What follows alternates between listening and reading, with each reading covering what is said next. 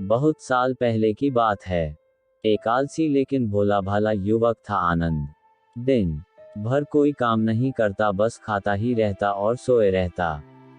घर वालों ने कहा, चलो जाओ निकलो घर से, कोई काम धाम करते नहीं हो, बस पड़े रहते हो। वह घर से निकलकर यूं ही भटकते हुए एक आश्रम पहुंचा। वहां उसने देखा कि एक गुरुजी हैं, उनके शिष्य कोई काम नहीं करते, बस मंदिर की पूजा करते हैं। उसने मन में सोचा, यह भैया है, कोई काम धाम नहीं, बस पूजा ही तो करना है। गुरुजी के पास जाकर पूछा, क्या मैं यहाँ रह सकता हूँ? गुरुजी बोले, हाँ हाँ, क्यों नहीं, लेकिन मैं कोई काम नहीं कर सकता हूँ। गुरुजी, कोई काम नहीं करना है, बस पूजा करना होगी। आनंद, ठीक है, वह तो मैं कर लूंगा। अब आनंद महाराज आश्रम में रहने लगे। ना कोई काम ना कोई धाम, बस सारा दिन खाते रहो और प्रभु भक्ति में भजन गाते रहो। महीना भर हो गया, फिर एक दिन आई एकादशी। उसने रसोई में जाकर देखा, खाने की कोई तैयारी नहीं।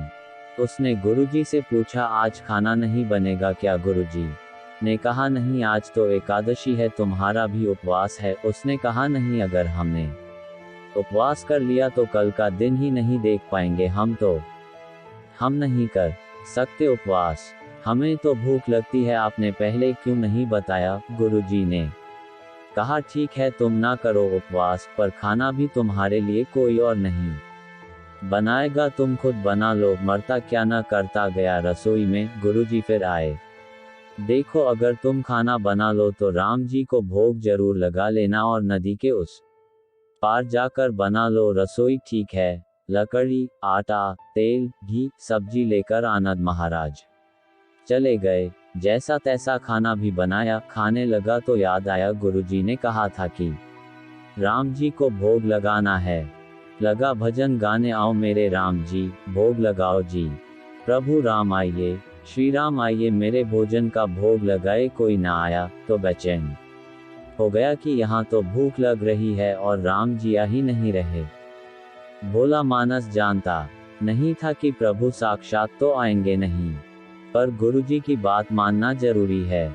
फिर उसने कहा, देखो प्रभु राम जी, मैं समझ गया कि आप क्यों नहीं आ रहे हैं।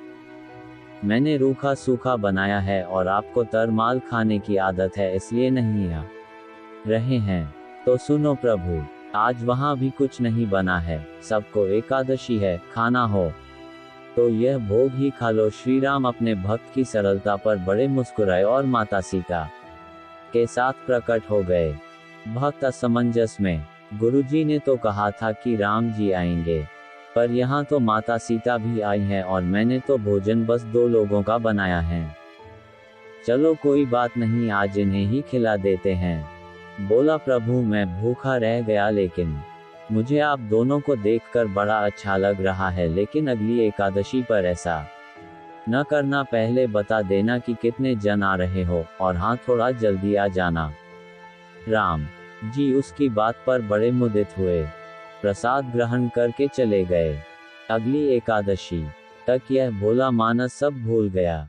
उसे लगा प्रभु ऐसे ही आते होंगे और प्रसाद ग्रहण करते होंगे। फिर एकादशी आई। गुरुजी से कहा, मैं चला अपना खाना बनाने। पर गुरुजी, थोड़ा ज्यादा अनाज लगेगा, वहां 2 लोग आते हैं।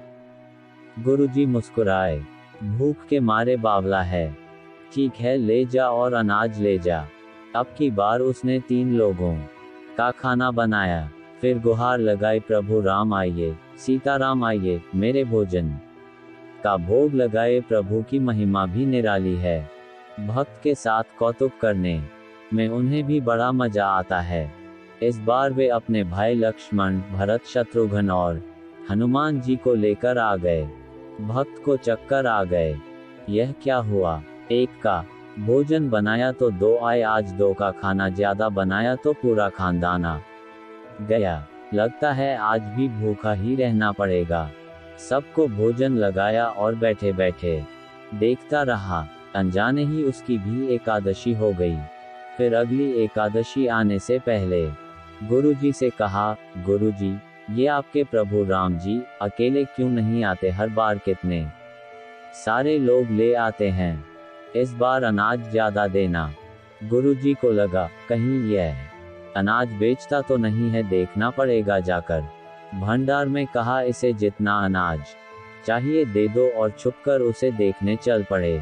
इस बार आनंद ने सोचा, खाना पहले नहीं बनाऊंगा, पता नहीं कितने लोग आ जाएं। पहले बुला लेता हूँ, फिर बनाता हूँ। फिर टेर लगाए, प्रभु राम आइए, श्री राम आइए, मेरे भोजन का भोग लगाए। सारा राम दरबार मौजूद। इस बार तो हनुमान जी भी साथ आए, लेकिन यह क्या, प्रसाद तो तैयार ही नहीं है। भक्त ठहरा भोला भाला, बोला, प्रभु इस बार मैंने खाना नहीं बनाया। प्रभु ने पूछा, क्यों?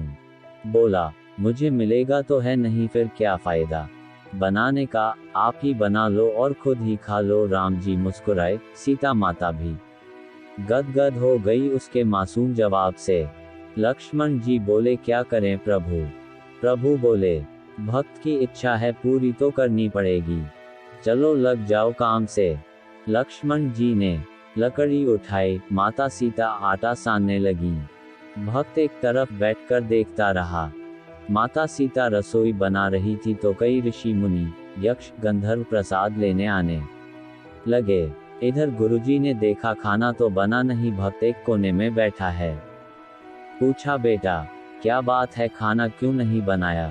बोला, अच्छा किया गुरुजी आप आ गए, देखिए कितने लोग आते हैं प्रभु के साथ। गुरुजी बोले, मुझे तो कुछ नहीं दिख रहा तुम्हारे और अनाज के सिवा। भक्त ने माथा पकड़ लिया, एक तो इतनी मेहनत करवाते हैं प्रभु, भूखा भी रखते हैं, और ऊपर से गुरुजी को दिख भी नहीं रहे, यह और बड़ी मुसीबत है। प्रभु से कहा, आप गुरुजी को क्यों नहीं दिख रहे हैं? प्रभु बोले, मैं उन्हें नहीं देख सकता। बोला, क्यों? वे तो बड़े पंडित हैं, ज्ञानी हैं, विद्वान हैं, उन्हें तो बहुत कुछ आता है, उनको क्यों नहीं दिखते आप? प्रभु बोले, माना कि उनको सब आता है, पर वे सरल नहीं हैं तुम्हारी तरह, इसलिए उनको नहीं दिख सकता। आनंद ने गुरुजी से कहा, गुरुजी प्रभु कह रहे हैं आप सरल नहीं है, इसलिए आपको नहीं दिखेंगे। गुरुजी रोने लगे, वाकई मैंने सब कुछ पाया, पर सरलता नहीं पा सका तुम्हारी तरह, और प्रभु तो मन की सरलता से ही मिलते हैं। प्रभु प्रकट हो गए और गुरुजी को भी दर्शन दिए। इस तरह एक भक्त के कहने पर प्रभु ने रसोई भी बनाई। यह भक्ति कथा लोकश्रुति पर आधारित है।